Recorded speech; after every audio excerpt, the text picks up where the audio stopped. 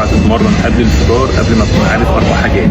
واخر حاجه اهم واحده فيهم، اول حاجه لو انت اول مره تتمرن او اول مره تروح الجيم بلاش تبدا قبل الفطار، خليك ابدا اول اسبوع او اسبوعين بعد الفطار، وبعد كده لما تتعود على التمرين تبدا تخش تمرين التمرين ابدا تحول لقبل الفطار. تاني حاجه لازم تقلل الوقت بتاع التمرين اللي انت بتتعود عليه.